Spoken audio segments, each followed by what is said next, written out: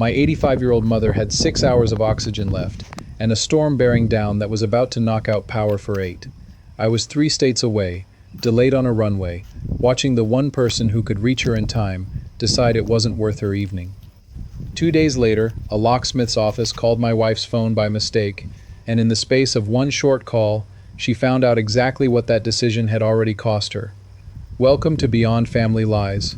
If this is your first time here, get comfortable, because this one earns every minute. Drop a comment and tell me where you're watching from tonight. Hit subscribe if you haven't already, and let's get into it. My name is Daniel Ruiz. I'm 41 years old. I manage a regional sales territory that has me on a plane most weeks, enough that TSA knows me by first name at 3 different airports. My mother, Rosa, is 85, lives alone 11 minutes from my house, and has been on home oxygen for 4 years now. COPD that's manageable as long as her equipment stays reliable, and someone's paying attention when the weather turns. My wife, Melissa, has held a spare key to my mother's house, and standing authorization with her oxygen supplier and home health agency for 6 years, ever since Mom's diagnosis, back when Melissa volunteered for the role herself. Let me back up. Here's how it started. My flight out of Denver had been delayed 6 hours already. A mechanical issue compounding a ground stop from weather moving through the region, the same storm system that was about to make landfall back home. I was sitting at gate C14 watching the delay board tick further back every 20 minutes when my phone rang. Danny, my mother's voice, steady, but with an edge underneath it. I'd learned to listen for over the years. Hey Mom, what's going on? My backup tank's reading low.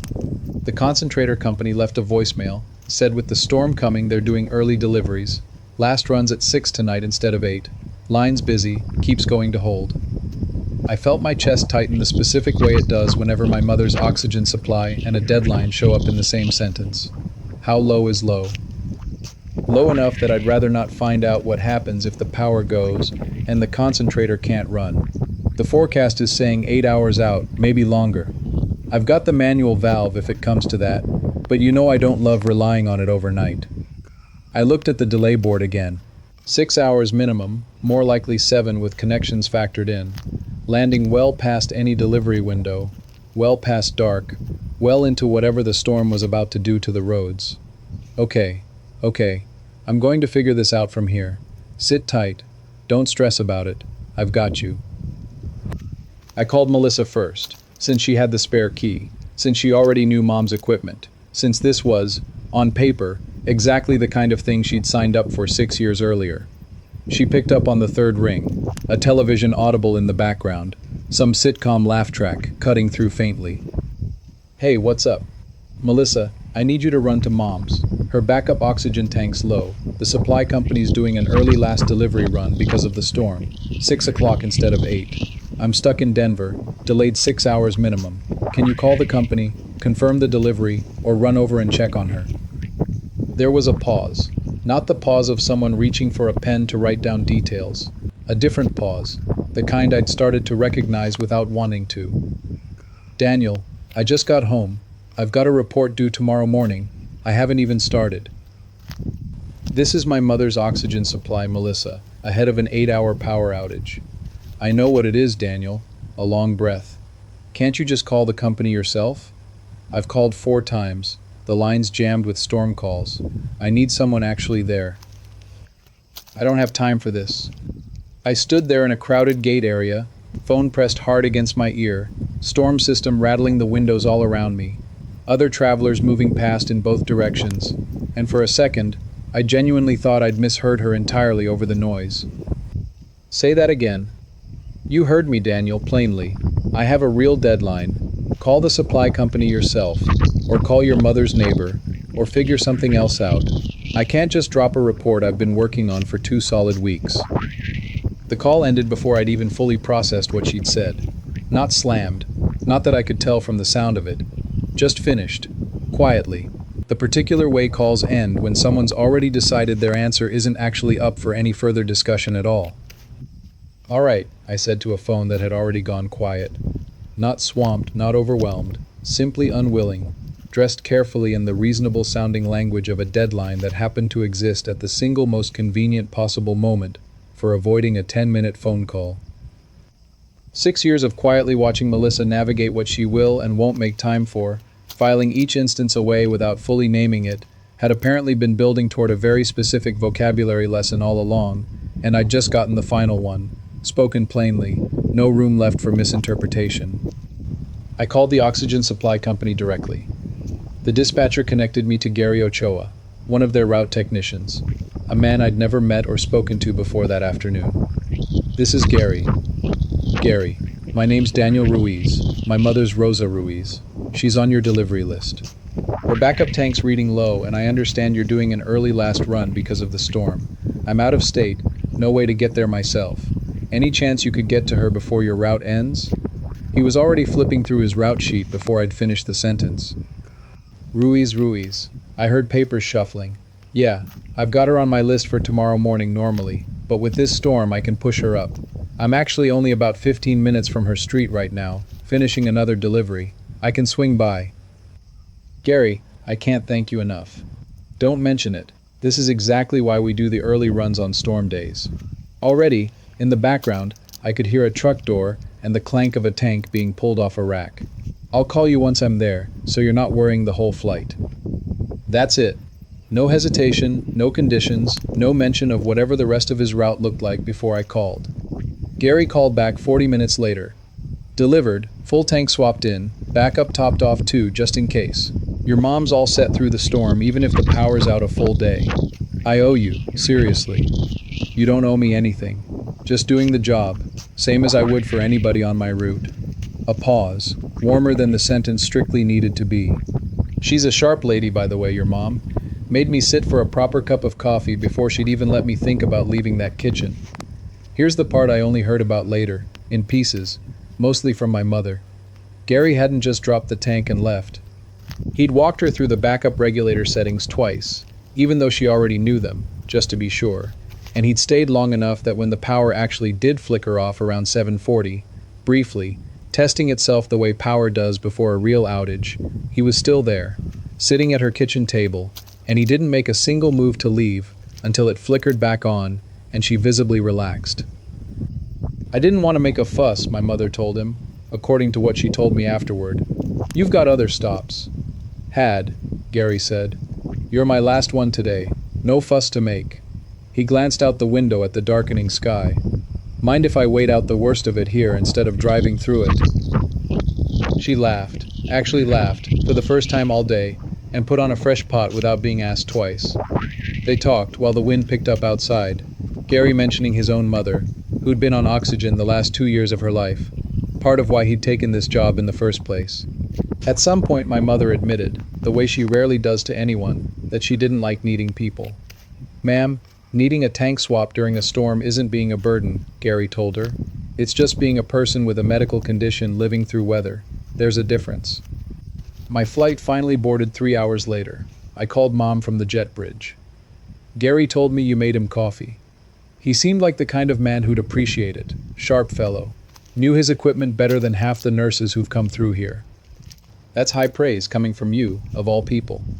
"I don't hand it out carelessly," she said, and I could hear the smile in it, faint but genuine. "Power's holding steady so far, for what it's worth. Storms mostly pass through now. I'm glad he was there, Mom." A pause, longer than the conversation needed. "Melissa didn't come, did she?" Not a question, really. More an observation. She'd apparently been quietly holding since before I'd even called her back. "She had a work deadline," I said. My mother let that sit exactly as long as it needed to, no longer than that, the way she does with things she's already decided not to spend more energy on. I didn't ask why she couldn't come. I figured I already knew the answer before I even asked the question. If you've been with us a while, you know these stories tend to turn somewhere nobody expects, and this one is no exception, so stay with me, because it's worth every minute of what's coming. Melissa called me the next morning while I was in the rental car line. "Hey, everything okay with your mom? The storm wasn't even that bad here, was it? I checked the radar this morning, seemed like it mostly passed north of us." "It knocked power out for almost 11 hours in Mom's neighborhood, Melissa. If Gary hadn't gotten there when he did, she'd have gone into that outage with a nearly empty backup tank." "Well, but he did get there, and she's fine, so I don't really think it's fair to make this into some huge thing." Melissa, it wasn't fine because it worked out. It was fine because a stranger stepped up when you wouldn't. That's not fair, Daniel. I had a genuine deadline. I can't just abandon my job every single time your mom needs something. I'm not asking you to abandon your job. I'm asking why a phone call to a supply company felt like more than you could manage. There it was again. Not an apology, not even close to one. Just minimization dressed up neatly as reasonable priorities, with the full responsibility for my continued concern handed quietly right back to me, like I was the one being unreasonable for still thinking about it a full day later. I'll talk to you when I'm actually home, I said, and ended the call before it could go somewhere neither of us would be able to walk back easily. Some people spend their whole lives waiting for the storm warning moments, the ones that actually cost something real, to reveal exactly what they'll do when it matters most. Melissa failed that test from 4 states away, over a report that, I'd learn a few weeks later almost by accident, wasn't actually due until Friday at all. I didn't confront her that day, didn't bring it up at dinner, didn't mention it before bed. We passed the salt, talked about the flight delay, existed in the same kitchen, without either of us saying what was actually sitting between us. I thought, more than once that night, about how differently 2 sentences had landed within hours of each other. I don't have time for this, and no fuss to make. Same calm tone, one a closed door, one an open one. Here's what I hadn't fully sat with until then. For 6 years, Melissa had held a spare key to my mother's house and standing authorization as a secondary contact with both the oxygen supply company and the home health agency that sent an aide twice a week. It had made sense at the time, back when Mom was first diagnosed and needed extra hands, back when Melissa had volunteered for it before I'd even had to ask. I hadn't thought about that authorization in years, hadn't so much as glanced at the paperwork since the day we set it up. It just existed quietly in the background of our lives, the way arrangements do once nobody examines them anymore. Once they've been running so long they stop looking like a choice and start looking like a fact. Wednesday morning I called my mother. Mom, I want to make a change, and I want your blessing on it first, since it's your house and your accounts. Go on. I want to take Melissa off the key and off the contact lists with the oxygen company and the agency. Replace her with just me, and I'll add a backup number too, so there's always 2 ways to reach someone. A pause on her end, considering.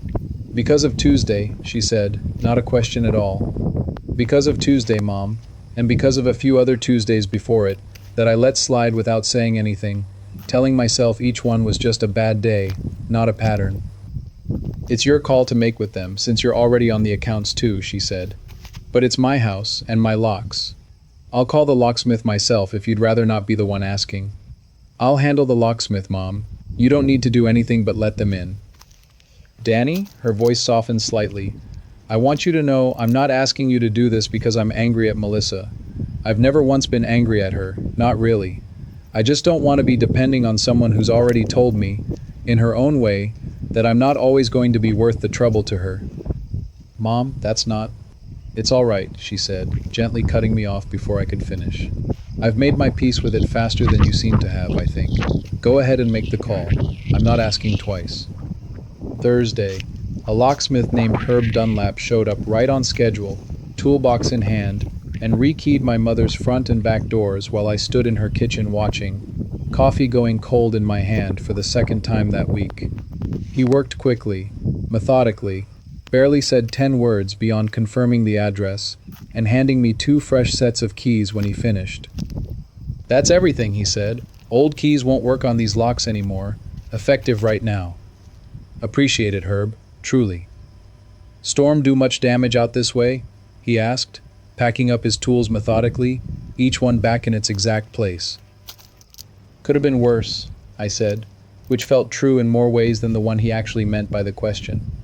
He glanced at me for a second, the way people do when they sense there's more to a short answer than the words themselves, then let it go, and headed for his truck without pushing. I called the oxygen supply company and the home health agency separately that same afternoon, removed Melissa from both authorized contact lists, and added myself with a note to call myself first, my mother's second. I didn't mention any of it to Melissa. I didn't need to announce it, I just needed it to be true. If this story's landing with you, do me a favor before the ending. Hit that subscribe button, and drop a comment telling me what you'd have done in Daniel's position. It genuinely helps this channel, and I read every single one. Saturday afternoon, the locksmith's office called Melissa's phone instead of mine. A clerical mix-up. An old contact sheet that still had her number listed as the account's original point of contact from years back, confirming a routine follow-up service note on the rekey job. Hi, this is Denise from Aspen Lock and Key. I'm calling to confirm the follow-up on the Rowe's residence rekey from Thursday. Just checking the new keys are working as expected on your end. I'm sorry, what rekey? The locks at 214 Aspen Court. We show the job completed Thursday afternoon. 2 new keys issued. That's my mother-in-law's house. I wasn't aware of any rekey. Oh. I have you listed as a contact on the account from a service call a few years back. That's likely why the system pulled your number. Is this not a good time? Melissa told me later she sat with the phone against her ear for a long moment before she managed to ask the next question, throat suddenly tight. Who requested the rekey? I showed Daniel Ruiz as the requesting party, authorized by the homeowner. Would you like me to note anything else on the file, or pass along a message? No, Melissa said. No, thank you. That's all I needed to know. She called me 9 times over the next 2 hours, each one landing while I was in a meeting I couldn't step out of, though I suspect I'd have let them go to voicemail regardless. I let all 9 go, not out of strategy, just because I genuinely didn't have anything to say yet that wouldn't come out sharper than I actually wanted it to.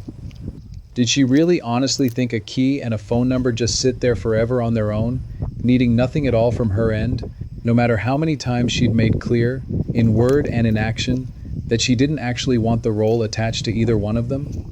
She was already waiting at the house when I got home that evening. You changed the locks on your mother's house, without telling me a single word about it. I did. And you took me off the contact lists too.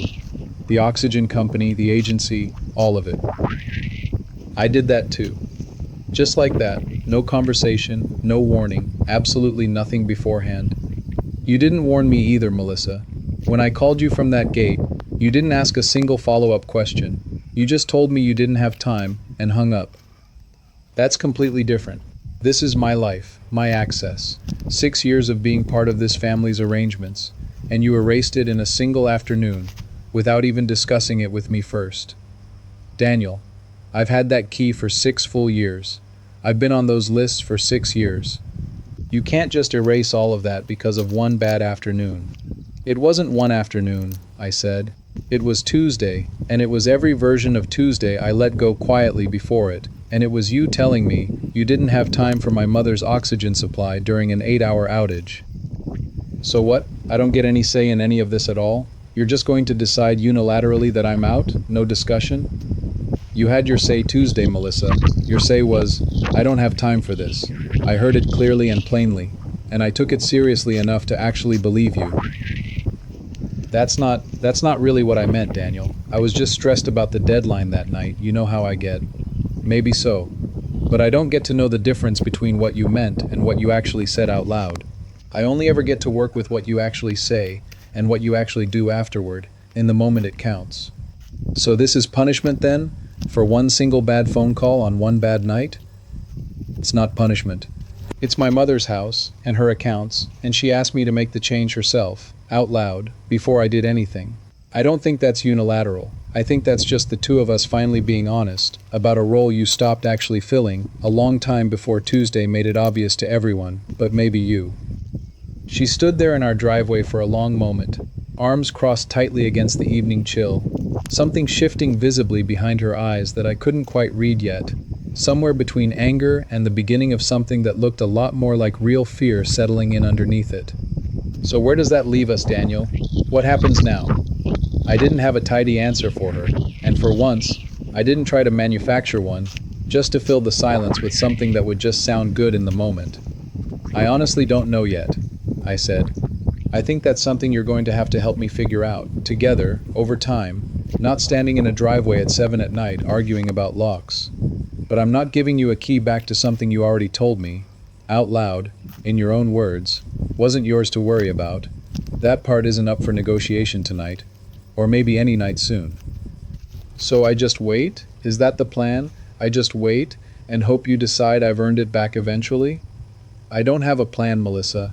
I have a question I don't know how to answer yet, and I'd genuinely rather sit with that honestly than pretend I've got it all figured out, just to make tonight easier on either one of us. She didn't have a response to that, just stood there a moment longer in the cooling evening air, arms wrapped tightly around herself now, and I went inside without either of us resolving anything at all, because some questions genuinely don't get answered the night they're asked. They just sit there quietly, waiting to see who picks them back up first, whenever that turns out to be. I called my mother the next morning to check in, mostly just to hear her voice steady and unbothered on the other end of the line. A small comfort after the night before. "How'd it go with Melissa?" she asked. "Honestly, I don't know yet. We didn't really land anywhere." She asked, "What happens now?" And I told her the truth, that I don't know. "That's all right," she said. "Some things take longer to know than others, and rushing an answer just to have one rarely helps anybody. Your father and I sat with plenty of unresolved things over the years. Didn't mean the marriage was doomed, just meant we were being honest instead of pretending. I hope you're right." "I usually am, dear. Ask anyone."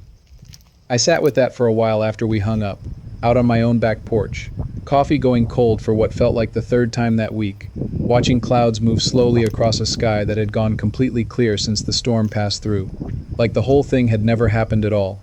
It struck me that my mother had weathered worse than this over 85 years, and still managed to sound more at peace with uncertainty than I felt most mornings. It was never really about the key, or the locks, or even the 6 years Melissa had held on to both, without ever once being tested by them, until one Tuesday finally did. It was about who shows up before you've even finished asking the question, and who's still quietly calculating the cost of showing up at all, weighing it against a deadline, a bad mood, an ordinary Tuesday evening that felt more important in the moment than it ever actually turned out to be.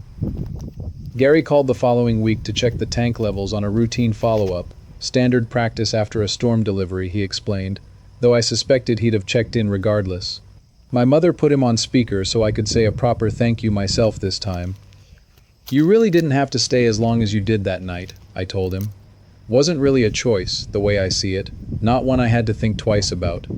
You don't leave someone sitting alone through their first power outage of a storm season, if you can help it." Well, it mattered, more than you probably know. "Any time," he said, easy and unbothered, like the sentence cost him nothing to mean. That's really the whole job, when you get down to it. After we hung up, my mother looked at me for a long moment. "You know, in 4 years of oxygen deliveries, nobody's ever stayed through a power flicker with me before." "I know, Mom. Just something to think about," she said, "when you're deciding who gets to be trusted with the things that actually matter. It doesn't always turn out to be who you'd have guessed 6 years ago. Sometimes it's a stranger who happens to show up on the right night, and sometimes the people closest to you turn out to be the ones you have to stop waiting on." Rosa weathered the next storm scare 3 weeks later without incident.